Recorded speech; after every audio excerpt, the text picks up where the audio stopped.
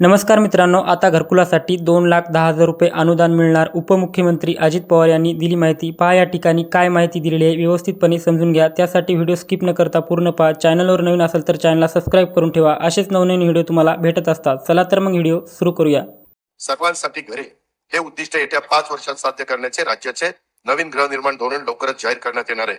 राज्यात प्रधानमंत्री आवास योजना, पीएम जनमन या केंद्र पुरस्कृत तर रमाई आवास, शबरी आवास, आदिम आवास, पारधी आवास, अटल बांधकाम कामगार वसाहत, यशवंतराव चव्हाण मुक्त वसाहत, पुण्यश्लोक अहिल्यादेवी होळकर आवास, मोदी आवास तसेच धर्मवीर आनंद दिघे घरकुल या योजना राबवण्यात येत आहेत.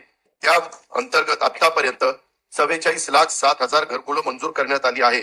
प्रधानमंत्री आवास योजना ग्रामीण टप्पा 2 अंतर्गत सन 2024-25 करता 20 लाख घरकुलांच्या उद्दिष्टापैकी सुमारे 18,38,000 घरकुलांना मंजुरी दिली असून 14,71,000 लाभार्थींना पहिल्या हप्त्यासाठी 2,200 कोटी रुपये वितरित करण्यात आले आहेत.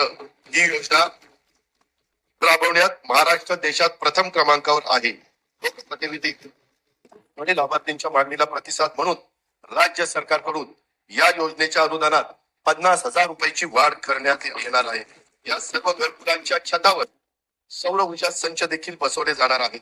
प्रधानमंत्री आवास योजना शहरी 1 अंतर्गत 4,42,748 घरकुलं मंजूर असून त्यापैकी 2,08,304 घरकुलांचे बांधकाम हे पूर्ण झाले आहे.